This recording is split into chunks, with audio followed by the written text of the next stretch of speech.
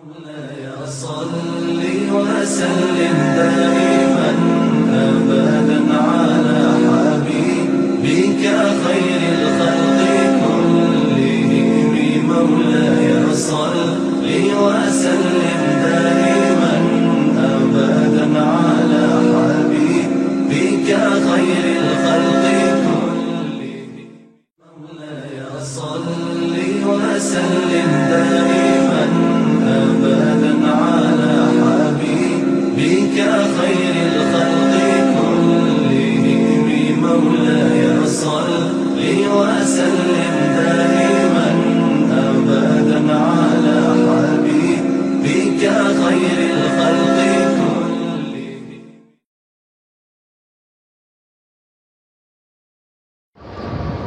السلام عليكم ورحمة الله وبركاته.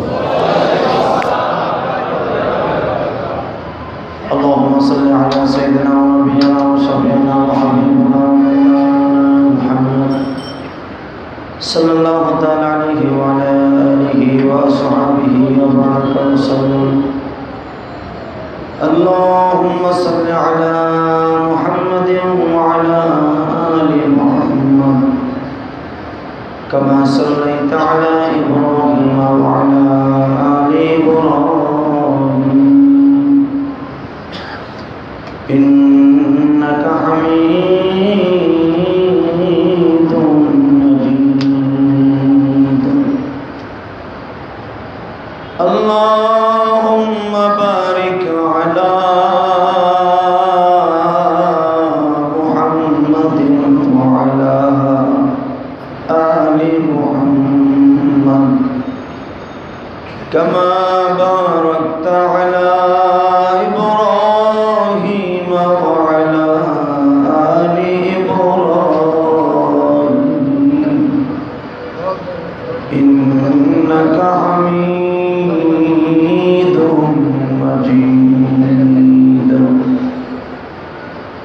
نحمده ونستعينه ونستغفره ونؤمن به ونتوكل عليه ونعوذ بالله من شرور أنفسنا ومن سيئات أعمالنا. من يهده الله فلا مضل له ومن يضلله فلا هادي له. الذي أرسل رسوله بالهدى ودين الحق ليظهره على الدين كله وكفى بالله شهيدا.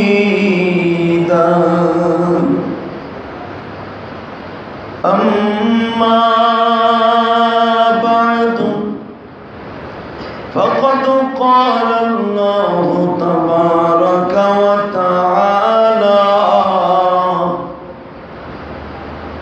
فأعوذ بالله من الشيطان الرجيم. بسم الله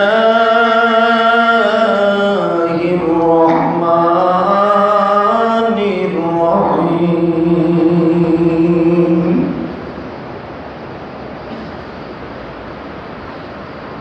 ألا تعبدوا إلا إياه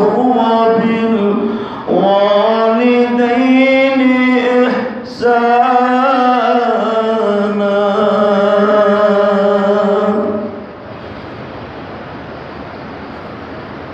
وقال الله تبارك وتعالى: يا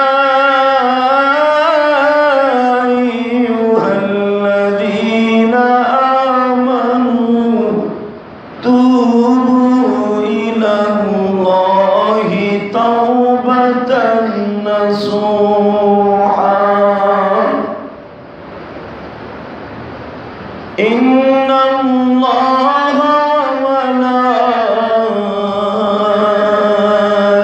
وملائكته يصلون على النبي يا أيها الذين آمنوا صلوا عليه وسلموا تسليما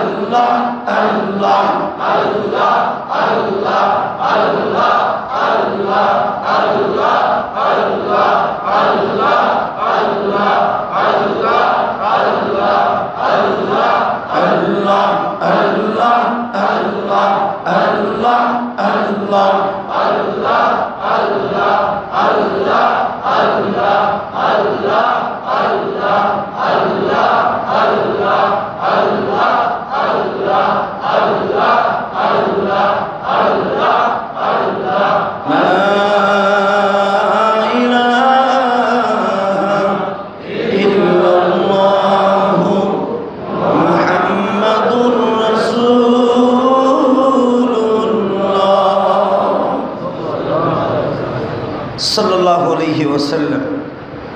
সমস্ত প্রশংসার মালিক কে? আল্লাহ।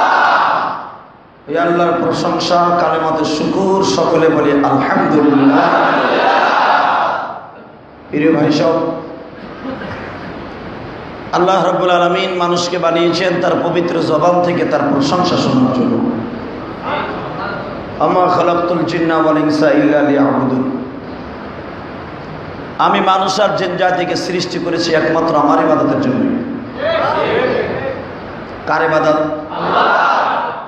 এবং এটা আল্লাহ পাক কালামে হাকিমের মধ্যে পবিত্র স্পষ্ট ভাষায় বর্ণনা করেছেন, আল্লাহ তা'বুদু ইল্লা ইয়্যাহু ওয়া বিল ওয়ালিদাইনি ইহসানা।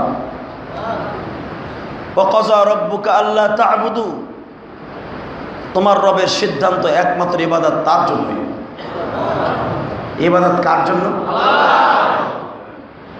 ওই রবের সারা দুনিয়ার অন্য কোনো মাখলুকের ইবাদত করলে সেটা বৈধ হবে না। কথা ঠিক না? ঠিক।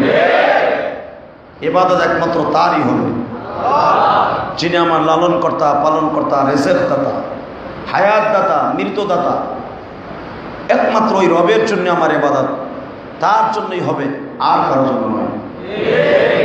যদি দুনিয়ায় কারো ইবাদত করতে হয়, জান্নাতে যাওয়ার একটা সার্টিফিকেট নিতে হয়, ইল্লা ওয়াবিল ওয়ালিদাইনি ইহসানা, আল্লাহর বে ইস্তেসনা দিয়া মুস্তাসনা মিনহু বর্ণনা করেন।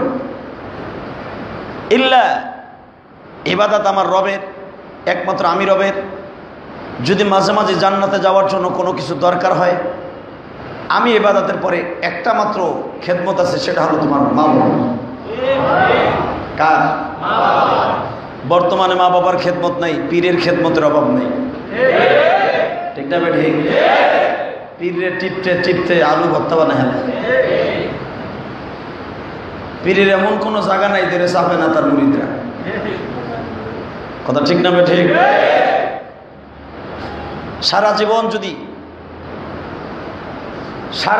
যদি একজন অলিকে, সারা জীবন যদি একজন আলেমকে সারা জিন্দিগি ভর আপনি খেদমত করলেন, একটা দিন শুধু মা বাবার সাথে নাফরমানি করলেন, জিন্দেগি সব বরবাদ। অতএব আল্লাহ রাব্বুল আলামিন আউলিয়া ইকরামদেরকে এই পৃথিবীর মধ্যে দামি বানিয়েছেন। যারা ওলি, বিশ্ব ওলি, অলিকুল শিরোমণি, পৃথিবীতে যে সমস্ত মানুষরা আছেন, মনীষীরা আছেন, তারা আমাদের মতো নয়। তাদেরকে আল্লাহ টার্গেট করে কোরআনে বলেছেন, আলা ইন্না আউলিয়া আল্লাহি লা খাউফুন আলাইহিম ওয়া লা হুম ইয়াহজানুন। শোনো রে, পৃথিবীর মানুষ, তোমাদের মধ্যে কিছু কিছু মানুষ থাকবে স্পেশালিস্ট, যাদেরকে আমি আল্লাহ হলাম তাদের গার্জিয়ান। আলা ইন্না আউলিয়া আল্লাহ, আমি আল্লাহর ঘোষণা, পৃথিবীতে কিছু কিছু মানুষ আমার থাকবে। আউলিয়া, যাদের সাথে পৃথিবীর কোনো মানুষের সাথে সম্পর্ক থাকবে না, পৃথিবীর কোনো মানুষের তুলনা হবে না, তাদের সম্পর্কে একমাত্র আমি রবের সাথেই থাকবে। ঠিক না বেঠিক? জোরে কর। যে কোনোরকম ভাবে পৃথিবীতে আউলিয়া ইকরাম ছিলেন, সাহাবা ইকরাম। সাহাবীদের মতো ওলি পৃথিবীতে আজও পর্যন্ত জন্ম নেয় নাই, নেবেও না। আব্দুল কাদের জিলানী রহমাতুল্লাহ আলাইহিকে বলা হয়েছিল, হুজুর আপনি কি সাহাবীদের সমকক্ষ? মহিউদ্দিন আব্দুল কাদের জিলানী রহমাতুল্লাহ আলাইহি বলছিলেন, চোখটা গরম করে বলছিলেন, তোমরা আমাকে সাহাবীর সাথে তুলনা করতে চাও? আহাম্মক, নাদান কোথাকার, এত বড় সাহস তোমাকে কে দিল? আমার মতো একটা নাখান্দা গোলামকে সাহাবীদের সাথে তুলনা করতে যাও? আরে সাহাবীদের কথা বাদ দিলাম, সাহাবীরা যে ঘোড়ার পরে সওয়ার হয়ে, ঘোড়ার পরে আরোহণ হয়ে যুদ্ধের ময়দানে তারা জিহাদের মাঠের জন্য যাইত, কিন্তু ওই ঘোড়ার পরে আরোহণ করে সওয়ার হয়ে তারা যুদ্ধ করতে হয় নাই, পথের থেকে ফিরে আসছে। ওই ঘোড়ার পায়ের খুরার সাথে যে ধুলাগুলা লেগেছে, এই ধুলাগুলা যদি এক জায়গায় করা হয়, 1000 ভাগ ধুলা এক জায়গায় করলে যা হয়, আমি 1 ভাগের সমতুল্য আমি আব্দুল কাদের নই।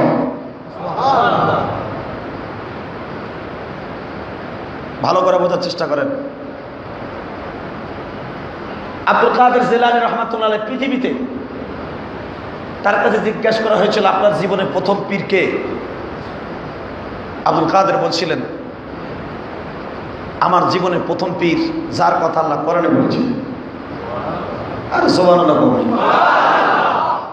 সবাই আশ্চর্য হয়ে গেল, তাহলে কি তার মার কথা কোরআনে কইছে, এর পীরের কথা কোরআনে কইছে, তার আবার স্পেশাল পীর আসলো কোত্থেকে? মানুষ বুঝতে পারে নাই যে আমার জীবনে প্রথম পীর সেই ব্যক্তি যার কথা আল্লাহ কোরআনে বলেছে। মুরিদরা আশ্চর্য হয়ে গেল। দেখবেন অনেকে আছে ওয়াজ না বুঝা আন্তাজে লাফালাফি করে, হুজুর এইটা কইছে, এইটা হুজুর কই হইল। আর বুঝতে হবে হুজুর কি বলছে, আগে পরে বুঝতে হবে। শুরুতে অনেকে ঘুমায়, লাস্টেও ঘুমায়, মাঝখানে চাইয়ে থাকে, শুরুতে আর শেষে কি বলছে কিছুই বুঝে না। ঠিক না ঠিক? এর মাঝে না নাই কাজটা এরকম হয় অনেকের ওয়াজে। ঈদের চাঁদ উঠছে, এক মহিলা চিন্তা করছে ইফতারির সামনে, ইফতারির আগে একটু বাথরুমে যায়। মহিলায় বুদ্ধিটারে লইয়া বাথরুমে গেছে, বাথরুমে ঢুকেই দেখে বলে পানি নাই, এদের দিকে কামত হয়ে গেছে, পায়খানা ক্লিয়ার নাই, পানি আসিল একটুখানি পানি, কোন রকম পানি খরচ করে বেচারি দাঁড়াইছে ঈদের চাঁদ দেখানোর লেগে। চাঁদ দেখানোর লেগে দাঁড়াইয়া চাঁদ দেখে হাত তুলে মুনাজাত করতে হয় না, আল্লাহুম্মা আহিল্লাহু আলাইনা বিল আমানি ওয়াল ঈমানি ওয়াস সালামাতি রাব্বি ওয়া রাব্বুকুল্লাহ, এই দোয়াটা পড়তে হয়। তুমি হাত তুলছে, আল্লাহ চাঁদ দিছ, বছরের প্রথম চাঁদ, সারা বছর ভালো রাখবো, স্বামী সন্তানে ভালো রাখবো, আমিন। যখন বিড়ি মুখের মধ্যে ডলা দিছে, দেখে খুব সেন্ট আইতেছে, সেন্ট কায়দা মতো সেন্ট। বিড়ি হাতটারে ধরে খাই, ভাবছিলাম চাঁদ এবার ভালো হইব, পায়খানার বন্ধ থেকে নাতিরা রে, কি চাঁদ তো উঠছে ঠিকই, ঈদের চাঁদ, কিন্তু বেশি ভালো হইব না। কয় কে? চাঁদ দেখতে যে গুড় বন্ধু করে। এক নাতি দৌড়ে দেখি তোমার হাত দেখি ভিজা, কে হাত হুইঙ্গে দেখে, বাপ রে বাপ, গন্ধ আসলে চান্দে না, গন্ধে হয় রাতের মধ্যে। বুঝেন না আমার কথা? হ্যাঁ, বাংলাদেশে কিছু অপদার্থ লোক আছে, কোরআন বুঝে না, হাদিস বুঝে না, বোঝানোর চেষ্টাও করে না, বোঝেও না, ক্ষত একখান দিয়ে ফেরা, একবার উল্টা পাল্টা দেড়াইতে, ঠিক না ঠিক? আর বলে ফেলে হুজুর এইগুলো কইল, হুজুর এইগুলো কইল। আসলে হুজুরে বলে নাই, এটা হুজুরের বাবার ফ্যাক্টরিতে হয় না, এটা হয় একমাত্র আরশে আজিমের মালিকের কোরআনে, আর একমাত্র বিশ্ব মানবতার শান্তির দূত সারে ইসলাম নবী মুহাম্মদের হাদিসে, ঠিক না ঠিক? জোরে কাম, আরো জোরে। পৃথিবীতে এমন এমন কিছু লোক আছে যাদের সংস্রবে থাকার কারণে একটা মানুষের জীবনের পুরা পরিবর্তন হয়ে যায়। অনেক পীর বাংলাদেশে আছে যাদের কাছে যাওয়ার কারণে মানুষ জান্নাতমুখী হয়ে যায়, ঠিক না ঠিক? অনেক পীর পৃথিবীতে আছে যাদের কাছে গেলে ঈমান আমল যা আছে সব শেষ, বেঈমান হইয়া বাচ্চা আছে না নাই? জোরে কোন আছে না নাই? এই জন্যই আল্লাহ কোরআনে বলছে ওলিরা কোনোদিন সত্যিকারে মরে না। আল্লাহ রাসূল এই জন্যই বলেছে ওলিরা মরে না, আর ওলিয়্যু কারামতু হাক্কুন, ওলিরা কোনোদিন মরে না, ওলিদের কারামতিগুলো সব সত্য, যেরকম আমি নবীর নবুয়ত সত্য। কিন্তু বাইরে গন্ধ চান্দে না, গন্ধ হলো আমাকে হাতে, ঠিক না ঠিক? ভালো করে বোঝার চেষ্টা করেন। ওলিদের মধ্যে শ্রেষ্ঠ ওলি সাহাবায়ে কেরাম। এই ওলির দ্বারা স্পেশাল অন্য কোনো কিছু নয়। ওলি অর্থাৎ আল্লাহর সাথে যাদের সম্পর্ক ভালো, আল্লাহর সাথে যাদের পলিটিক্যাল হিসাবে আল্লাহর সাথে যাদের রাজনীতি। আপনারা একজন ওলির নাম শুনছেন, জগৎ বিশ্ববিখ্যাত ওলি ছিলেন জুনায়েদ বাগদাদি। মারহাবা। আব্দুল কাদের জিলানীর দেশেরই মানুষ। আব্দুল কাদের জিলানীর বাড়ি জিলান শহরে, আর মহিউদ্দিন আব্দুল কাদের জিলানী জিলান শহরে বাড়ি, এটাও ইরাকে। কুফা নগরীতে ইমাম আবু হানিফার বাড়ি, এটাও ইরাকে, পাশাপাশি গ্রাম। আবার তার সম্পর্কে ভাইগনা জগৎ বিশ্ববিখ্যাত জুনায়েদ বাগদাদি, এনার বাড়ি ইরাকে। মারহাবা। ইরাকের ভূখণ্ডটা এমন একটা পবিত্র জমিন, পৃথিবীতে সবচাইতে বেশি নবী জন্ম নিয়েছে ইরাকে, মিশরে, আজারবাইজানে, ইথিওপিয়ায়, পর্তুগাল যেটাকে বলা হয় এখন খ্রিস্টানদের দখলে, যেখানে মসজিদের ভিতরে মুসলমান আছে, জুমার আজান দেওয়ার মতো ক্ষমতা মুসলমানদের নাই। যে পর্তুগালটা একদিন মুসলমানদের হাতের মধ্যে ছিল, মুসলমানদের একটা কেন্দ্রবিন্দু ছিল, আজকে মুসলমান শিরক করতে করতে, পীর পূজা মাজার পূজা করতে করতে মুসলমান হিন্দুতে পরিণত হয়ে গেছে। কথা ঠিক না ঠিক? পর্তুগালের মুসলমান ঘরের মধ্যে মূর্তি রেখে, আমি কিছুদিন আগে একজনের কাছে শুনলাম, পর্তুগালের একজন মুসলমান বলতেছে ওদের দুঃখে কলিজা ফেটে যায়, মসজিদের ভিতরে যে নামাজ পড়তে পারি না, আমরা মুসলমান। এমনও সিস্টেম আছে হুজুর পর্তুগালের ভিতরে, বর্তমানে হয়তো এখন কিছু মসজিদ হয়েছে, এখনো কিন্তু আস্তে আস্তে আজান দেওয়ার মতো, নামাজ পড়ার মতো অ্যাবিলিটি আমাদের হয়েছে। কিন্তু এমন একটা কয়েক বছর আগে ছিল হুজুর, নামদারি মুসলমান সব ঠিক আছে, কিন্তু ভিতরে খালি বেঈমানের খাসলাত ভরা ছিল। আলহামদুলিল্লাহ এখন পর্তুগালের মধ্যে দাওয়াত ও তাবলীগের মাধ্যমে এবং বিভিন্ন ওলিদের দাওয়াতের দ্বারা এখন পর্তুগাল এমনকি সারা পৃথিবীর জমিনে ইসলামের কিছু চমক উঠতেছে। আমেরিকার ভিতরে প্রতিদিন ২৫০০ করে মানুষ মুসলমান হচ্ছে। আরো জোরে বল। লন্ডনের জমিনে, আমি গত পরশু দিনের কথা বলছি, লন্ডনের জমিনে আমার এক মাহফিলে লন্ডন থেকে সরাসরি একটা লোক আসছে, তার নিজের এলাকায় মাহফিল ছিল, ওই মাহফিলের চিফ গেস্টে সে আমাকে কারগুজারি শুনাইল, হুজুর লন্ডনে ইদানিং প্রতিদিন হাজার হাজার মানুষ মুসলমান হচ্ছে। বললাম দলিল কি? বলে হুজুর একটা কারণেই তারা মুসলমান হচ্ছে, সে কারণটা হলো মুসলমানদের ভিতরে একটা জিনিস আছে, সেটা হলো তারা আল্লাহ ভক্ত, মা ভক্ত, বাবা ভক্ত। এই তিনটা জিনিসের কারণে খ্রিস্টানেরা, ইহুদির, ব্রিটেনের দেখতেছে যে আমাদের সন্তানগুলা কুত্তা বিলের মতো মানুষ হইতেছে, বাপের খবর নাই, মার খবর নাই, কলেজে গেলে আর মা বাবার কোনো তথ্য নাই, মা বাবার কোনো দেখশন নাই, মা বাবার সাথে কোনো সম্পর্ক নাই, আর মুসলমান মরার আগ পর্যন্ত মায়ের সাথে থাকে। মরার আগ পর্যন্ত তার বাবাকে কোলে করে হাসপাতালে নেয়। আর লন্ডনে বিয়ের আগের থেকে বাবার সাথে ছেলের কোনো সম্পর্ক নেই, কোনো সম্পর্ক নাই। কে বাবা কে মা ওটা দেখার টাইম নেই, যার যার চিন্তা শেষে করে। এই যে ভ্রাতৃত্ব, যেই মা 10 মাস 10 দিন পেটে বহন করে একটা সন্তানকে লালন পালন করে, ওই মা বৃদ্ধাশ্রমে থাকে। লন্ডনের জমিনে 50 বছর হইলে সে বৃদ্ধাশ্রমে চলে যায়, সরকারি খরচে লালিত পালিত হয়। সন্তানকে বছরের ভিতরে একবার, ওই যে ভ্যালেন্টাইন যেটাকে বলা হয় ভালোবাসা দিবস, ওই দিবসও যায় মা বাপরে আধা ঘন্টার লেগে দেখা করতে। ভালোবাসা দিবসে 14 ফেব্রুয়ারিতে ব্রিটেনে আমেরিকায় যারা বৃদ্ধাশ্রমে আছে মা বাবা, এদেরকে আধা ঘন্টার লেগে তারা ভুল দিয়ে দেখতে যায়, মনে হইলো তারা মানুষ দেখতে জাদু করে গেছে। বুঝলেন না আমার কথা? আমি শুই না আশ্চর্য হয়ে গেলাম যে হুজুর 14 ফেব্রুয়ারি কিনলি গে ওই ভালোবাসা দিবসে মা বাপ থাহে বৃদ্ধাশ্রমে সরকারি খরচে গেটের ভাগ দিয়া বাপরে 5 পাউন্ড দিয়া একটা ফুল কিনা দিয়ে আসে, বাবা গো ভালো থেকো, মা গো ভালো থেকো। মা বাপরা দেখতে যা বয়ফ্রেন্ড গার্লফ্রেন্ডকে নিয়ে মা বাবার সামনে হেঁটে যাচ্ছে, তার সাথে সময় কাটাবার সময় আছে, কিন্তু মা দুঃখিনীর সাথে বসে এক পেয়ালা খাবারের মতো সুযোগ সন্তানের নাই। এই দৃশ্য দেখা এখন সন্তান হওয়ার আগে, সন্তান হওয়ার পরে পুরো ফ্যামিলি সহ মুসলমান হচ্ছে। আরো জোরে বল বাজান রে, আমি কেন বলছি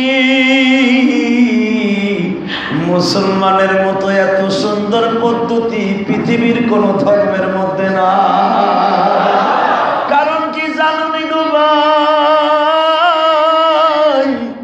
মুসলমানদের মাঝে কিছু কিছু আল্লাহর ওলি আছে যাদের কাছে গেলে মা বাবার প্রতি ভালোবাসা বাড়ে, যাদের মুরিদ হইলে বাবা গো জনগণের খেদমত বাড়ে, যাদের কাছে গেলে যাদের হাত ধরলে দুনিয়ার খেদমতে খলক মানুষের প্রতি মানুষের ভালোবাসা বাড়ে।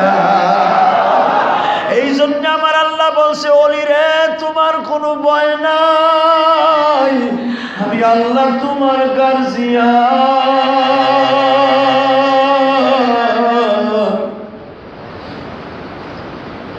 তোমার কথা শুনে লক্ষ লক্ষ মানুষ হিদায়াত হয়।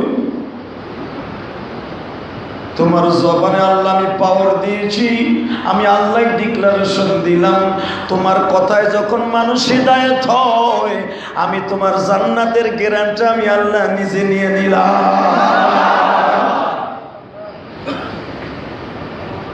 জুনায়েদ বাগদাদি বাজানে এমন একজন বুজুর্গ ছিলেন, রাস্তা দিয়ে হেঁটে গেলে বনের পশু পক্ষী তার সালাম দিতেন। জুনায়েদ বাগদাদি থমকে দাঁড়াইতেন, মাবুদ রে আমি জুনায়েদ ছিলাম এই পৃথিবীর মধ্যে একজন কীট পতঙ্গের মতো, আমার মতো আল্লাহ ভোলা লোক এই পৃথিবীতে বাগদাদি ছিল না।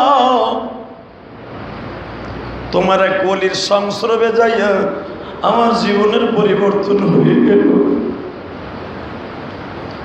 এখন আমি আল্লাহ তা'বুদু ইল্লা ইয়্যাহ, দুনিয়ায় আমি তোমার ইবাদত ছাড়া কোনো কিছুই অনুভব করতে পারি না। বাজান রে জুনায়েদ বাগদাদি এমন একজন বুজুর্গ ছিলেন, বছরের ভিতরে অধিকাংশ সময় রোজা রাখতেন, তার জিন্দেগির খাবার হিসাবে গ্রহণ করছিলেন বাজান মাত্র ইফতারির সময় 2টা পেস্তা বাদাম নিতেন, পেস্তা বাদামটাকে 2 ভাগ করিয়া 1 ভাগ খাইতেন আর 1 ঢোক পানি খাইতেন। তার মুরিদরা জিজ্ঞাসা করলেন হুজুর এইভাবে 1 ঢোক পেস্তা বাদাম আর পানি খাইয়া কেমনে বাঁচবেন? আল্লাহর কুতুব বলতেন না খাইয়া কোনো দেশ মরে না, আমার মাবুদ মারলে তাইলে মানুষটা মরে, খাওয়ার কারণে কোনোদিন মানুষ মরে না রে। হায়াতের মালিক আমার মওলা,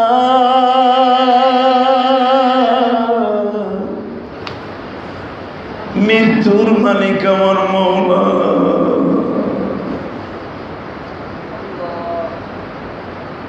দোস্ত, আমি আপনাদের সামনে বলতে চাই, জুনাইদ বাগদাদির মতো এমন একটা অমানুষ বাগদাদ শহরে ছিল না। একজন অলির সংস্রবে যাইয়া তার জীবনটা বাজান একবারে জান্নাত মুখী করে ফেললেন। আরো জোরে কর, আরো জোরে। তাহলে অলিদের সংস্রবে থাকার দরকার আছে না নাই? অলির মতো অলি হইতেই বলি, অলির মতো অলি। বাংলাদেশে এমন অলি না যে অলির কাছে গেলে ইমান আমার সব শেষ, ঠিক না? ঠিক। যদি অলিটা আল্লাহর নাম নিয়ে দেওয়ান বাকি মার্কা হবে, তো জগৎ বিশ্ববিখ্যাত বেঈমান হয়ে আসবে, ঠিক না? ঠিক।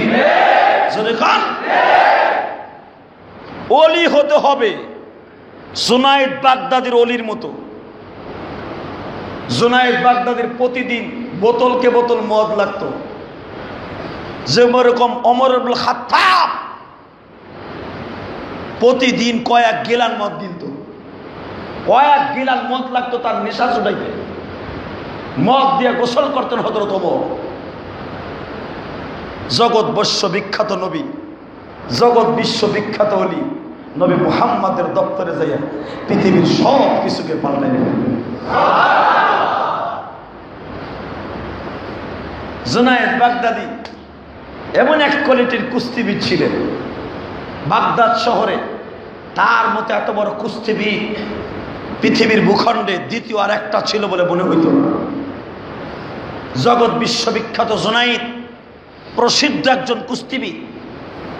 কুস্তির প্রতিযোগিতা হতো প্রতি বছর বাগদাদ শহরে সালমান পার্কের গ্যালারির মধ্যে। যেই সালমান ফার্সি রাদিয়াল্লাহু তাআলা আনহু আমার নবীর চাইতে অন্তত কয়েকশো বছরে বড় ছিল। আরো জোরে কর। সালমান ফার্সি 337 বছর বয়সে মারা গেছে। কি মনে করলেন? তো নবীর বয়স হলো 63 বছর, আর সালমানের বয়স হলো 337 বছর। তাহলে কয়েকশো বছরে বড় না?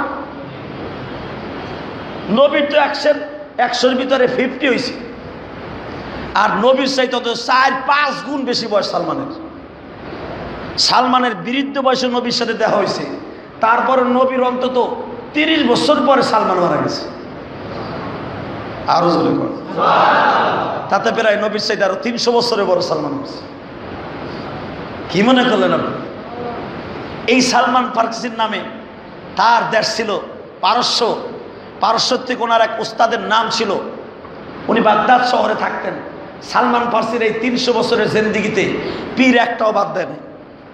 খুলে দেখেন হাদিস, অন্তত 3000 পীরের কাছে সালমান ফার্সি গেছে। আমরা বলি পীর, পীর হলো ফার্সি শব্দ, অলি হলো আরবি শব্দ আর উর্দু শব্দ। তো বড় বড় অলিদের কাছে গেছে, যেটা খ্রিস্টানদের পাদ্রি বলা হয়। পাদ্রি, পাদ্রি চিনেন? সালমান ফার্সি তখন খ্রিস্টান ধর্মে ছিল। এরকম কয়েক হাজার পাদ্রি, যাদেরকে আমরা অলি বলি, এরকম পাদ্রির কাছে গেছে। যেই পাদ্রির কাছেই যায় বছরখানি থাকে, 5 বছর 10 বছর এক যুগ থাকে।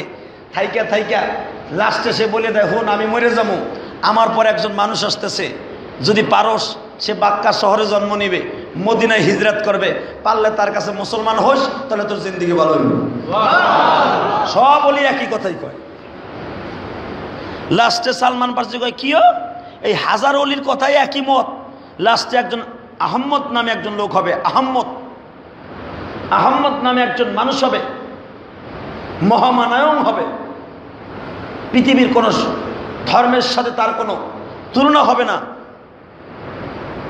নলয়ঙ্কম, পাদং পাদং, পৃথিবীতে তার সাথে সংস্পর্শে কোনো মানুষ তার সমকক্ষ হবে না। পৃথিবীর শ্রেষ্ঠ মানুষ হবে সে। তার সান্নিধ্য যদি লাভ করতে পারো সালমান, তোর জীবনটা ধন্য হয়ে যাবে। সালমান ফার্সি খুঁজতেছে এই মহামানবটা কবে জন্ম নেবে। তখন সালমান ফার্সির বয়স বেড়ে 200 হয়ে গেছে। তখনও তার ইসুল কবর পাক ধরছে। মারহাবা বল। সে ঈসা নবীর ধর্মের মানুষ। যখন সালমান ফার্সির বৃদ্ধ বয়স, এই মুহূর্তে সালমানের কানের মধ্যে খবর গেল পৃথিবীর শ্রেষ্ঠ মহামানব মক্কার থেকে, বাক্কা শহর থেকে এখন মদিনা শরীফে হিজরত করেছে। তখন সালমান ফার্সি পারস্যের থেকে, এই বাগদাদ থেকে মদিনায় আসে। তদনীন্তনকালে ধোঁকাবাজির যুগ ছিল। নতুন কোনো লোক পাইলে, দেখেন না আমাদের দেশে আছে, সদরঘাটতে নামবেন, নাইমে ইসলামপুর একজনে জিগাবেন, রাত একটু আছে, আজান কেবল হয়েছে, ভাই আমি একটু মিরপুর যাইতাম, কয় আহেন আমার লাগে, আমিও তো মিরপুর যাব।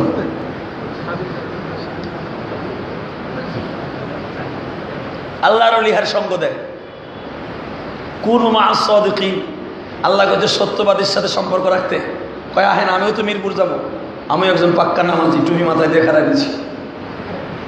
আরে ভূতের গলির মধ্যে নিয়ে কয় এইটাই আমার মিরপুরের দিক থেকে কি আছে ভাই কর, এর মলি আছে না নাই? ভূতের গলির মধ্যে নেই, ইসলামপুরের সিফার মধ্যে নিয়ে কয় নড়বি না, নড়লে তুইও থাকবি না, তোর মালও থাকবো না। হালাকে তুই ঠিক থাকবি, মালগুলো আগে হাতে দে, তুই নিরিবিল হেঁটে যা। বেটাকে এই হলো তোমার কাম, কয় চুপ, এত কষ্ট করে তোর লেগে খারাপ হয়েছে, তোর মতো একটা মগা কাস্টমারের লেগে। এরম লোক আছে না নাই? হ্যাঁ, সালমান ফার্সি আসলেন মদিনায়, ঠিক একই এক চক্রের হাতে ধরা খেয়ে সালমান ফার্সি বিক্রি হয়ে যায়। ওই যে আমিও মিরপুর যাব। সালমান জিজ্ঞেস করছে নবী মোহাম্মদ কোথায় থাকে, কয় আমার লোকে দেখাই দিই। দেখা করে তিনি এক বড় লোকের কাছে কন্ট্যাক্ট করে বেঁচে লেছে। বুঝেন না আমার কথা? সহজে বুঝাই দিলাম আর কি, সদরঘাট দিয়ে। সালমান ফার্সি বিক্রি হয়ে গেল, বিশাল বড় এক কোটিপতির হাতে সালমান ফার্সি বিক্রি হলো, যেখানে ছোটার সিস্টেম নাই। বাংলাদেশে এমন এমন কিছু জায়গা আছে, আপনারা যারা ইউটিউব ব্যবহার করেন, ফেসবুক ব্যবহার করেন, তারা দেখবেন সহজ সরল মেয়েদেরকে ঢাকার বুকে এনে এমন কায়দায় তাদেরকে বিক্রি করে দেয়, আর ওই জায়গার থেকে বের হওয়ার কোনো সিস্টেম নেই। বছরকে বছর ওই মেয়েটার জীবন, তার সতীত্বকে নষ্ট করতেছে, বের করার কোনো সুযোগ কারণ নেই। এমনকি সরকারের কাছে নালিশ করলে সম্ভব না। এমন কিছু জায়গা বাংলাদেশে আছে না? আমি নাম বলতে চাই না, আপনারা জানেন, সব কিছু যারা ফেসবুক ইউজ করেন তারা জানেন।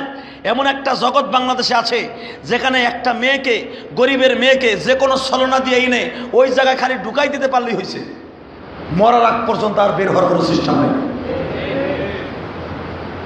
ঠিক ওই জামানার ওই কঠোর জাহিলিয়াতের যুগের মতো বাংলাদেশে শুরু হয়ে গেছে। সালমান ফার্সি এমন এক বড় লোকের হাতে ধরা খেয়ে গেল যেখান থেকে বের হওয়ার সিস্টেম নেই, এমনকি নবী মোহাম্মদকে দেখতে যাওয়ারও সিস্টেম নেই। চার দেয়ালের মাঝখানে সালমানের ডিউটি, বাগানের চারিদিক দিয়ে বিশাল বড় ওয়াল করা সালমানের। অবাজান, সালমান ফার্সির ওয়াল করা, ওয়ালের বাইরে যেতে পারে না, গেট লাগানো থাকে, কলাকসুবল গেট, তালা মারা থাকে। সালমান এত বুজুর্গ মানুষ, এত বড় দামি মানুষ, এত লম্বা মানুষ, এত সুন্দর মানুষ। ইরাকের মানুষ তো এমনি ফর্সা, কালো নাই। ইরাকে কোনো কালো নাই। আসল ইরাকিয়ান যারা, এরা কোনো কালো না, সব ফর্সা মিশরিয়ানদের মতো। তো ভাইরা, এত সুন্দর দেখতে, হ্যান্ডসাম টল ফিগার যুবক, মালিক তারে বাইরের আবহাওয়াই দেখতে দেয় না। আবার সালমান একদিন ঢুইকেই ওই যে চক্রে যেটা বুজুর্গ সাইজা বিক্রি করছে, হে কয় হুনো, ও কিন্তু নবী মোহাম্মদের কাছে আইছে, ও যদি একবার মোহাম্মদের কাছে যাইতে পারে, ও কিন্তু জাদুতে গিরাস হইয়া ও মুসলমান হয়ে যাবে। ওই বাড়ির ইহুদি অত্যন্ত কঠোরপন্থী ইহুদি ছিল, সে নবীর একমাত্র দুশ্মন ছিল। সে শুনতে পারছে সালমান এই দেশে ইসলাম কবুল করতে আসছে, তারে বাইর হইতেই দেয় না। সালমানের জন্য স্বর্ণের মূর্তি রেখে দিছে, সালমানের জন্য সব কিছু আলাদা আলাদা, গোলামের জন্য আলাদা রেখে দিছে, যেন ও কোনো রকমভাবে মোহাম্মদের কাছে যাইতে না পারে, আমার খেদমত পাইয়া যেন সব ভুলে যায়। আমি শুনতাম খ্রিস্টানরা মুসলমান হয়, হিন্দুরা মুসলমান হয়, মুসলমানের পোলা যে খ্রিস্টান হয়, এটা আমার জীবনে খালি একজনের শুনছি, স্কয়ার কোম্পানির মালিক। ঠিক না? ঠিক জোরে কর। স্কয়ার কোম্পানির মালিক মাত্র একমাত্র এই শুনছি, ওর ফুল ফ্যামিলি সহ অমুসলমান হয়েছে, খ্রিস্টান হয়ে গেছে। আমার জীবনে আর শুনি নাই যে খ্রিস্টানের থেকে মুসলমান হয়, মুসলমান যে খ্রিস্টান হয়, এটা আমি শুনি নাই। এ ভাই আমার দিকে তাকান, সালমান ফার্সি খ্রিস্টানের পোলা, এত বছর পর্যন্ত নবী মোহাম্মদের ইসলামকে তালাশ করতেছে।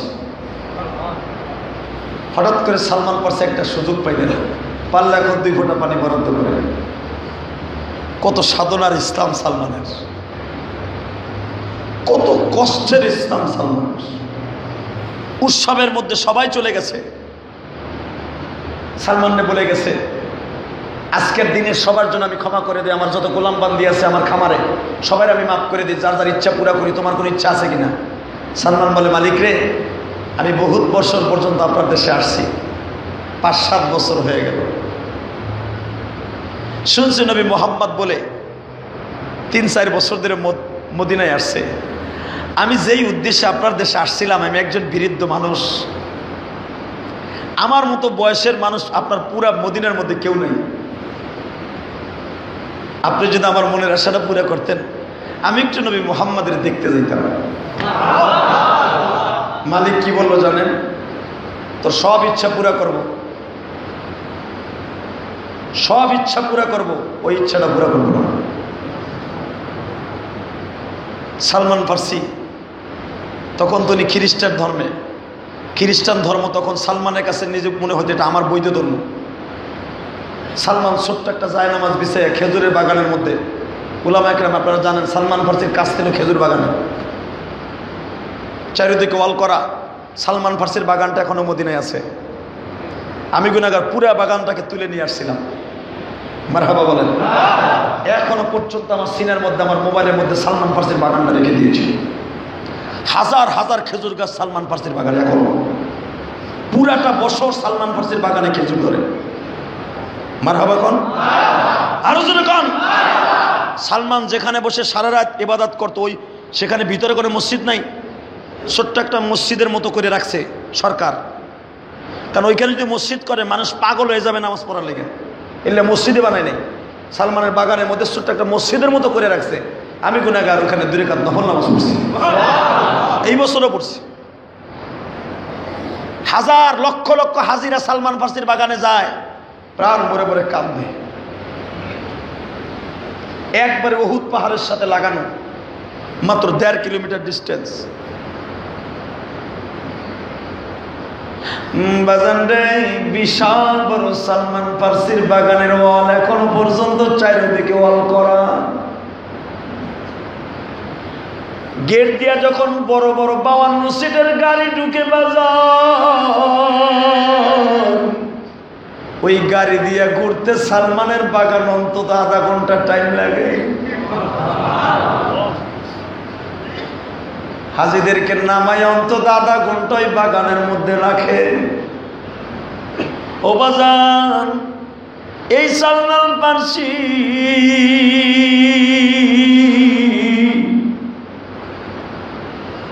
মনে বড় আশা লিয়া বাজান প্রায় 3.5 কিলোমিটার পথ হাঁটিয়া মদিনার ভূখণ্ডে আমার নবীর মসজিদে যে দেখে আমার নবী সাহাবীদেরকে তালকিন দিতেছে।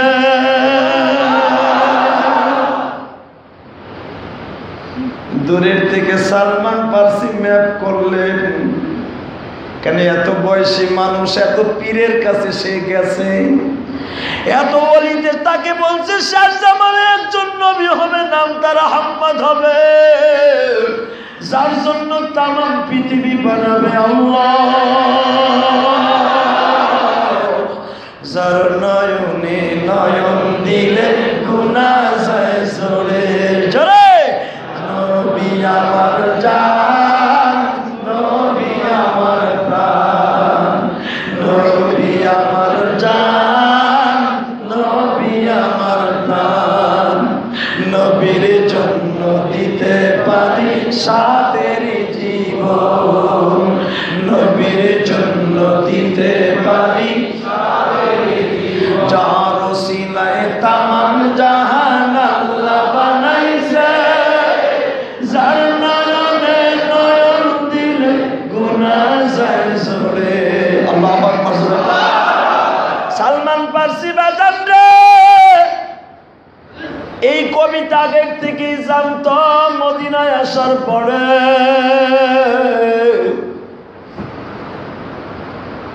দূরের থেকে দাঁড়াইয়া সালমান চাতক পাখির মতো নবীরে দেখছে। সালমান একবার দেখে যাইয়া কোনো কথা আমার নবীর সাথে বলে নাই। সালমানের মনের মধ্যে শুধু আমার নবীর ছবিটা লয়ে গেছে। কিন্তু একটা দামি কথা শুনে কোরআনে আসছে আমার নবীর চেহারার মধ্যে এমন কিছু কুদরাতি ছিল গো বাবা।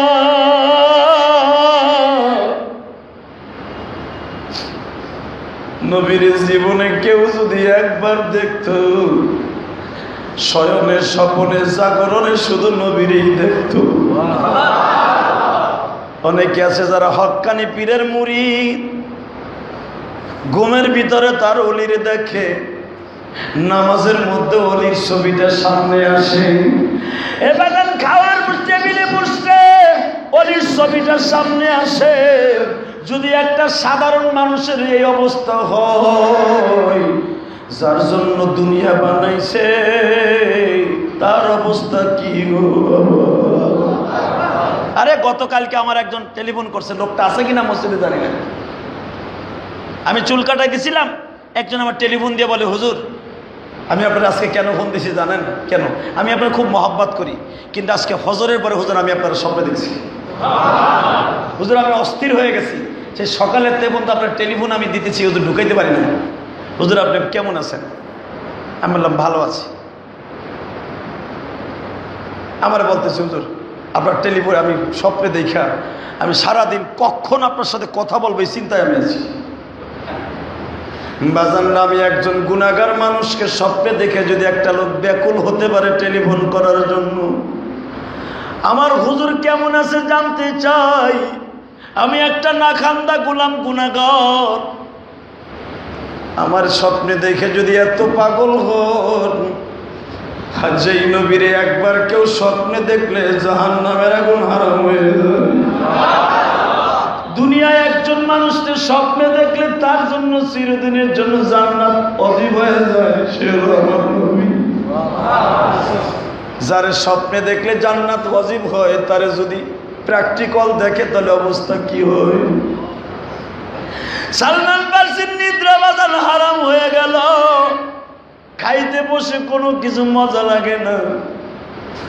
এক একটা খেজুর গালে দেয়, আর সালমান মনে মনে কয়, আমি যদি এই খেজুর আমার দয়াল নবীরে খাওয়াইতে পারতাম। আমি হাজার হাজার পীরের কাছে গেলাম, তারা সবাই বলছে আহম্মদ নামে একজন নবীর আবির্ভাব হবে, তার কাছ থেকে জীবনের শেষ সান্নিধ্য হাসিল করে নিস। কিন্তু আমি তো বুঝতে পারি নাই তার চেহারার মধ্যে এত বরকত রে।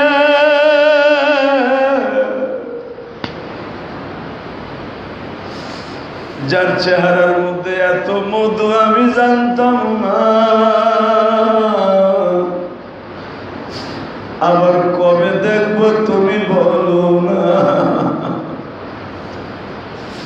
এইভাবে বাগানের মধ্যে খেজুর গাছের গোড়ায় পানি দেয় আর কান্দে। হঠাৎ করে সালমানের মালিক বলে, সালমান রে, আমি দেখতাছি তোর মোর কাজে মনোযোগ নাই, আমি তোরে বিক্রি করে দিব। সালমান কয়, না চাইতে বৃষ্টি, কবে বিক্রি করবেন? উপযুক্ত টাকা পাইলে তোরে বিচে ফেলবো। সালমান ফার্সি বলে, তাহলে দেখি আমি ঠিক মতো আপনার কোনো মালিক কাস্টমার জোগাড় করে দিয়ে পারি কিনা। তুই দেখতে থাক। সালমান ফার্সির সুযোগ হয়ে গেলেন, পালায়া বাজান আবার আমার নবীর কাছে গেলেন। এবার নবীর সামনে যায় বসতে আর কোনো ভ্রুকুঞ্চিত করলেন না, কোনো ভয় অন্তরে নাই। নবী আমার দুহাত বাড়াইয়া সালমান রে বসতে দিলেন। কারণ নবীর জীবনে এত বয়সী সাহাবী আজও পর্যন্ত দেখে নাই। নবীর যুগে এত বয়সের কোন মানুষ তদানীন্তন কালে ছিল না। নবী নিজে সালমান রে বুকের মধ্যে নিয়ে চাপ দিলেন, আল্লাহু আকবার। সালমান রে বুকের মধ্যে চেপে ধরে আমার নবী বলেন, বলো তোমার মনে কি চায়? আমার মনে যা চায় আপনি দিতে পারবেন, চেষ্টা করব, বলো তুমি কি চাও। আপনি কি পারবেন আমারে আমার মালিকের কাছ থেকে ছুটাই নিয়ে আসতে?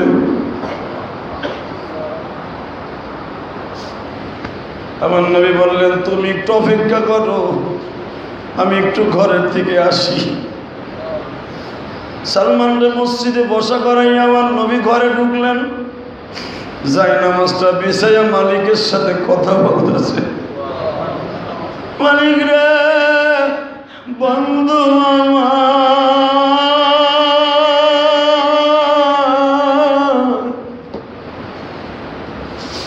হাজার হাজার অলির কাছ থেকে আমার সংবাদটা শুনি না, হাজার হাজার মাইল পথ অতিক্রম করে মদিনায় ঢুকছে। তুমি কি পারো না তোমার এই বছর করে অলি বানাই দিতে? তুমি কি পারো না জালিমের বন্দিশালা থেকে সালমানকে মুক্ত করে দিতে?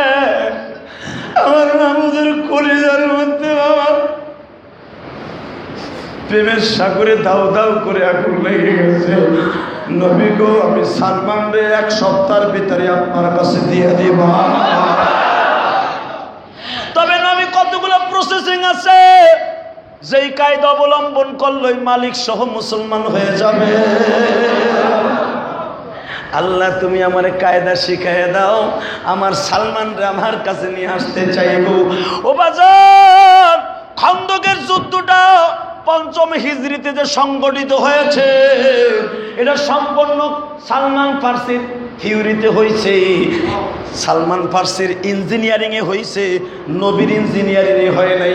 সম্পূর্ণ যুদ্ধের নেতৃত্ব সালমান ফার্সি দিছে। আল্লাহু আকবার। খন্দকের যুদ্ধের মাত্র কয়েক মাস আগে সালমান ইসলাম কবুল করে। শুনুন সালমান কত বড় ইঞ্জিনিয়ার ছিল বাবা। সালমান ফার্সিকে নবী বললেন, তুমি যাও। সালমান বলে, হুজুর আমি আপনার জন্য কিছু যাকাত ফিতরা আনছিলাম, দেন। নবী বলে, সালমানরা আমি যাকাত ফিতরা গ্রহণ করি না। সালমান টাকাটাকে পকেটের মধ্যে রেখে দিলেন, চলে গেলেন মালিকের কাছে। মালিক রে, তুমি কত টাকা দিলে আমার আজাদ করে দিবা? বলে 250 গ্রামের একটা স্বর্ণের চাকা লাগবে, 1000 দিনার লাগবে। তুমি তো আমার কিনছো 100 টাকা দিয়ে, তুমি এত টাকা বিক্রি করবা কেন? আমার ইচ্ছা, পারবি দিতে? তাহলে যা। সালমান ফার্সি কান দেয়ার কয়, মাহবুদ রে, আমি মনে হয় জীবনে মুসলমান হতে পারবো না। সালমান ফার্সি বাজান আরো 1 সপ্তাহ পরে আবার নবীর কাছে কিছু 1 প্লেট হাদিয়া লইয়া আসছে। নবী, এটা আমি হাদিয়ার মাল আমার একজন খাইতে দিছিল, আগেরটা তো ছিল দান করা জিনিস, আমি গরিব মানুষ, ওটা সদকা ফেতের ছিল, আপনি গ্রহণ করেন নাই, কিন্তু হুজুর এটা হাদিয়ার মাল, আপনি গ্রহণ করবেন নি। নবী আমার নিজে খাইলেন, সাহাবীদেরকে খাওয়াইলেন। সালমানের আর বুঝতে বাকি রইল না, ইনজিল কিতাবের মধ্যে পাইছি আমার ওই পীরেরা বলে গেছে তার ভবিষ্যৎবাণী, নবী মুহাম্মদ যাকাত ফিতরা গ্রহণ করবে না, হাদিয়ার মাল গ্রহণ করবে। সালমান ফার্সি 100% বিশ্বাস করে নিলেন এটাই নবী মুহাম্মদ। হুজুর আমার আপনি পড়ায় দেন, লা ইলাহা ইল্লাল্লাহু মুহাম্মাদুর রাসূলুল্লাহ। সালমান মুসলমান হয়ে গেলেন বাবা। মালিকের কাছে যে পাও ধরে কান্দে, মালিক রে, আমি নবী ছাড়া বাঁচুম না, পারলে তোর নবীর কাছ থেকে আমার স্বর্ণ এনে দে। সালমান হুজুরের কাছে এসে বলে, ইয়া রাসূলুল্লাহ, আমি মুসলমান হয়েছি কিন্তু আমার কোনো কিছু ভালো লাগে না। নবী বলে, তুমি কি চাও? তোমার মালিক কি চায়? হুজুর আমার মালিক চায় 250 গ্রাম স্বর্ণের একটা চাকা যদি দাও, অথবা 1000 দিনার দাও, তোমারে মাফ করে দেওয়া হবে, আমি তোমার আজাদ করে দিব, যেটাই মনে চায় সেটাই যাইতে পারবো। আমার নবী উসমান গনিরে বললেন, উসমান রে, আসেনি তোমার ঘরে স্বর্ণ? ও সাহাবীরা, আসেনি আমার সালমানকে আজাদ করার স্বর্ণ? সাহাবা একরাম বাজান স্বর্ণের চাকাগুলো জমা করা শুরু করলেন। কেউ বাজান একটু, কেউ বাড়ি 1 ভরি, কেউ 1.5 ভরি, কেউ একটা নাকফুলের মতো স্বর্ণগুলো জমা করিয়া নবীর রুমালের মধ্যে জমা করলেন। আগুনে পোড়াইয়া নবী চাকা বানাইলেন। ও বাজান চাকা বানায় দেখে এখনো পর্যন্ত অনেক স্বর্ণ বাকি 250 গ্রামের। নবী আমার মনে মনে ভাবলেন, তোমরা সবাই তো সব কিছু দিলা, আমিও তো কিছু দিলাম না। নবী আমার গালের মধ্যে ডাইন হাতটা প্রবেশ করাইলেন। গালের মধ্যে ডাইন হাতটা প্রবেশ করাইয়া স্বর্ণটাকে বাঁধান মাটির ঢিলার মতো দুইটা ডলা দিলেন। ডলা দিয়ে আমার নবী বললেন, আলী রে এখন ওজন দে। ওজন দিয়ে দেখে বাবা 250 গ্রামের উপরে। সব সাহাবীরা তাকায় আছে, হাজার হাজার মহিলা পুরুষ দেখতাছে নবীর গালের লালা এত ওজন। নবী তখন সঙ্গে সঙ্গে মেম্বারে উঠলেন। মেম্বারে উঠে বললেন, সাহাবীরা আজকে আমার গালের লালা দেখে তোমরা অবাক হয়ে গেল। কিয়ামতের মাঠে যখন আমার উম্মত বিপদে পড়ে যাবে, নেকের পালা কম সস্তা হয়ে যাবে, বেদের পালা ভারী হয়ে যাবে, আমি নবী এক টুকরা কাগজ পকেটের থেকে বাইর করিয়া নেকের পালায় দিব গো। মাত্র কাগজ টুকরারে গালের মধ্যে প্রবেশ করাইয়া টান দিয়া তারি পালা ছেড়ে দিব, আমার উম্মতের নেকের পালা ডাবল হয়ে যাবে। এখানে তো 250 গ্রাম স্বর্ণ আর টনকে টন ওজন হয়ে যাবে আমার মুখের লালা। তোমার জিন্দিগি ভর কত গুনাহ করছো, কত হাজার টন গুনাহ করছো, সব এক পাল্লায় জমা হবে, নেকের পাল্লা হালকা হয়ে যাবে। ওই নেকের পাল্লায় একটা কাগজ, টনকে টন নেক তোমার লাগবে। বাজান রে, একটা নেকের ওজন করতে যায় নবী আমার এইভাবে বুঝাইছে। নেকটা নেকের ওজন কত ওজন তোমরা জানো নি? এই আসমান জমিন লৌহ কলম জান্নাত জাহান্নাম যদি এক পালায় দাও, একটা নেকির পরিমাণ ওজন হবে না। তাহলে বুঝিয়া নাও একটা নেকের কত ওজন হবে। ও ভাইরা, ওই নেকি যেই পালা দিয়ে ওজন দেয়া হবে, ওই পালাটা কত বড়! আল্লাহ তাতুগাউ ফিল মিজান ওয়া আকিমুল ওয়াজনা বিল কিসতি ওয়া লা তুখসিরুল মিজান। মিজান মানে দাড়ি পালা। বান্দা, আমি তোমাদের নেকি বলি সেই পালা দিয়া মাপবো, ওই পালাটার সাথে পৃথিবীর কোনো ওজনের জিনিস তুলনা। হাজার হাজার নেকি কম পড়ে যাবে, একটা টুকরা কাগজের বিনিময়ে তোমার নেকের পালা ভারী হয়ে যাবে। কত বরকত আমার নবীর গালের মধ্যে গো ভাইজান।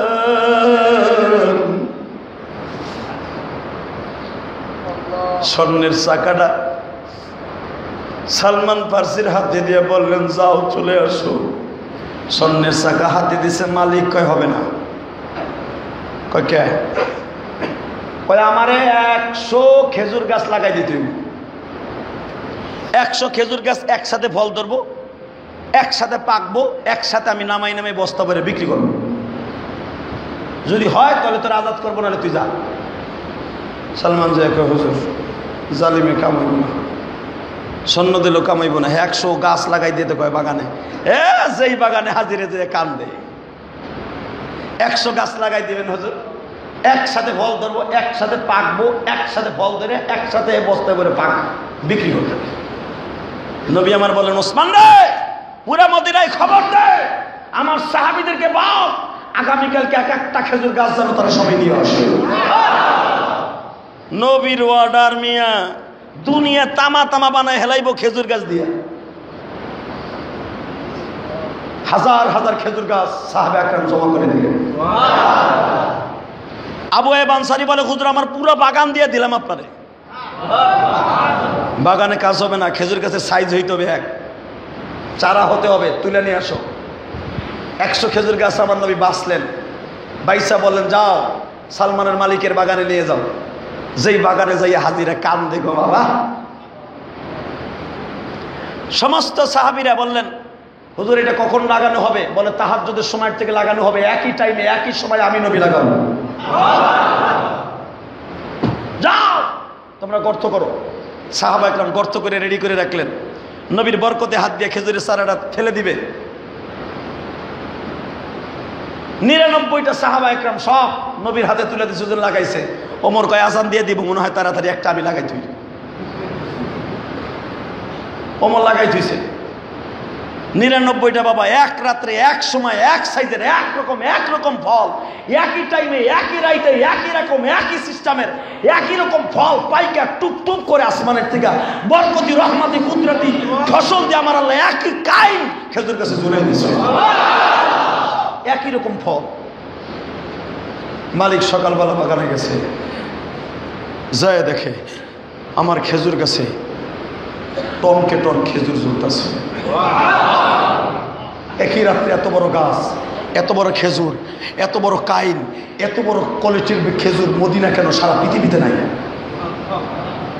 যেই খেজুর গাছ টমল লাগাইছে হেডা ওই ডুমি ভরে দিয়েছে। নবী সকালবেলা যায়, কি ব্যাপার এইটা মন কে? অমর কে হুজুর কামরা আমি করছিলাম, ভুল হয়ে গেছে। আমার নবী বলে ওমর রে আবার উঠা, ওই একই খেজুর গাছ বাজার। সাহাবা একরাম এমন জোরে টাইনা উঠেছে, ছাতা তুই একা ডিস্টার্ব করলি, বাজান টাইনা উঠাইছে। সকালবেলা আবার আমার নবী লাগাই দিছে, রাতটা যাইতে দেরি হয়েছে। ওই একই খেজুর গাছে একই কোয়ালিটি বড় হয়ে একই রকম ফল চলতেছে। যার ওসিলায় তামাম জাহান আল্লাহ বানাইছে, যার নয়নে নয়ন দিলে গুনাহ যায় চলে। বাজানটি বাগানের কোয়ালিটির ফল দেখে মালিক আশ্চর্য হয়ে গেছে। সালমান রে সালমান, এতদিন পর্যন্ত তুই আমার বাড়িতে ছিলি রে সালমান। আসলে আমি তোর গাছের জন্য আর স্বর্ণের জন্য তোরে রাখতে চাই নাই, আমি শুধু তোর নবীরে পরীক্ষা করতে চাইছি।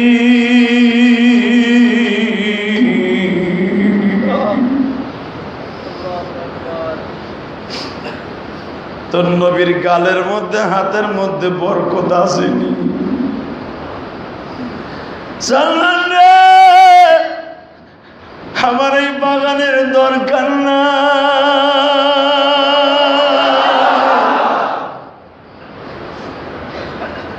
তোরেরও আমার দরকার না। চল আজকে দুইজন একত্রিত হইয়া নবীর কাছে। সালমান রে এতদিন নবী মুহাম্মদ আমাদের মদিনায় আসছে, আমরা তারে চিনতে পারি নাই রে সালমান। তুই বাগদাদ থেকে আসিয়া চিনা ফেললি, তুই যে হাতে মুসলমান হবি আমিও ওই হাতে মুসলমান হব। এ দোস্ত এখন একটা শিক্ষার মারব। সালমানের মালিক যখন আমার নবীর সামনে আসে, জিবরাইল আগের থেকেই নবীকে বলে দিছে, নবী গো মদিনার একজন সম্ভ্রান্ত বড়লোক ইসলাম কবুল করবে, সালমানের মালিক আসতেছে, নবী তার জন্য আপনি স্টেজ কায়েম করেন, তাকে আল্লাহর পক্ষ থেকে সালাম দিয়ে দেন। কোরআন হাদিসে বোঝা গেল যার যেরকম দাম তার দাম সেখানে রাখতে হবে, ঠিক না? ঠিক। একজন আলেমকে যদি মনে করেন আপনার মতো, এটা ভুল হবে। একজন ডিসিএসপি, একজন প্রধানমন্ত্রীর কার্যালয়ে চাকরি করে, তুমি একজন সাধারণ মেম্বার হয়ে যদি আরে তোমার কাতারে ধরো, এটা ভুল হবে। নবী তার মালিকের জন্য বাজান সুন্দর বিছানের ব্যবস্থা করলেন, নবী তার জন্য খাবারের ব্যবস্থা করলেন, আনুষ্ঠানিকভাবে কালেমা পড়বেন। বাজান রে মালিক আসছে ভিক্ষুকের মতো, দুহাত জোর করে বসছে। আমার নবী বলেন না, আপনিও মানুষ আমিও মানুষ। লোকটা নবীর কদম মোবারক ধরিয়া বলে, যেই বাগান আপনার হাত দিয়ে লাগাইছেন সেই বাগানটা আমি আপনার নামে দলিল করে দিই। কিয়ামত পর্যন্ত এই বাগানটা বাজার নবীর বাগান নামে পরিচিত। কিয়ামত পর্যন্ত এই বাগানটা সালমানের নামে পরিচিত। আসলে বাগানের মালিক ছিল কিন্তু সালমানের মালিক। সেই বাগানের মালিক দেখেন উল্টা বিলে হয়ে যায়। নবী আর সালমান জোরে কান মারহাবা। এখনো পর্যন্ত হাজিরা যখন গাড়ি দিয়া সালমানের বাগানটা বাজান মধ্যে নামে, আহারে গাছগুলা ধরিয়া চোখের পানি ফেলে ফেলে কান্দে। গাছগুলা রে, তোরাও আমার নবীর বরকত বুঝছো, তোরাও আমার নবীরে বুঝছো। বুখারী শরীফের মধ্যে আছে একই টাইমে একই রাত্রে কেমনে ফলগুলা বড় হইল। নবীর পবিত্র হাত দিয়ে যখন গাছগুলা লাগাইছে, গাছগুলা পাতা নাড়ায় আর বলছে, মাবুদ রে,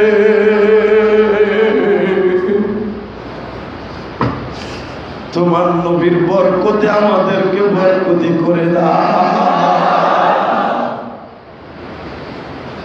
যেই বরকতপূর্ণ নবীর হাতের দ্বারা এতবার বরকত পাওয়া যায়, ওই নবীর বরকতপূর্ণ উম্মত হইলে বরকতি ভাবে জান্নাতে যাওয়া যাবে কি যাবে না? যাবে, যাবে। আল্লাহু আকবার বলে বলো। অতএব যদি সত্যিকারে ওলিটা সঠিক হয়, আল্লাহর জান্নাতে তার হাত ধরে যাওয়া যায়। ঠিক না? ঠিক। সবসময় খেয়াল রাখবেন, নিজের আমলকে ঠিক করার জন্য ভালো লোকের সংস্রবে থাকবেন। সৎসর্গে স্বর্গবাস, অসৎ স্বর্গে। মনে থাকবে? আল্লাহ কবুল করে বুঝলেন। আমি সৎ লোকের কাছে গেলে নামাজ পাবেন, রোজা পাবেন, হজ পাবেন, হালাল হামাস হালাল তমিজ করতে পারবেন, ডিভাইডেড করতে পারবেন। অসৎ লোকের কাছে গেলে হালাল হারাম তমিজ করতে পারবেন না, ডিভাইডেড করতে পারবেন না, কোনটা হালাল কোনটা হারাম বুঝতেও পারবেন না। সবই দেখবেন নেক্সট সুরাতের ধোঁকা। অতএব আল্লাহ রাব্বুল আলামিন আমাদের সকলকে ঈমান নিয়ে কবরে যাওয়ার তৌফিক দান করুন। মাঝে মাঝে কিছু ভালো কাজ করতে হবে। কাজগুলো করতে রাজি আছেন না নাই?